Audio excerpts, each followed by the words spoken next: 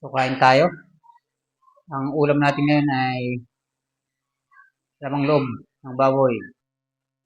May kunting red egg, ang talbos ng kamote, then pipino. So, meron din tayong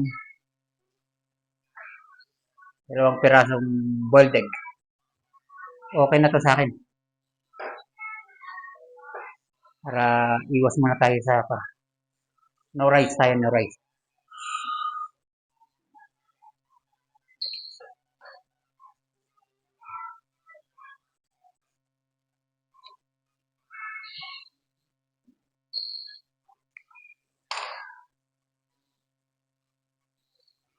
Sarap.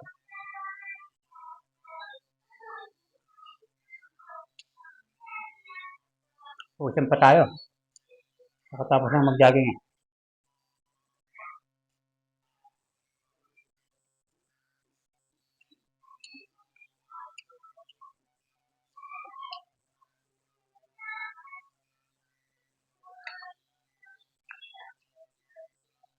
Sarap nito. Napakasimple lang na recipe pero healthy.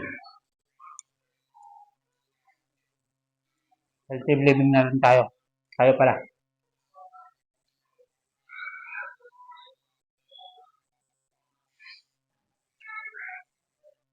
So, abangan natin mamaya. Mag-test tayo. After 1 to 2 hours. Check tayo ng blood sugar.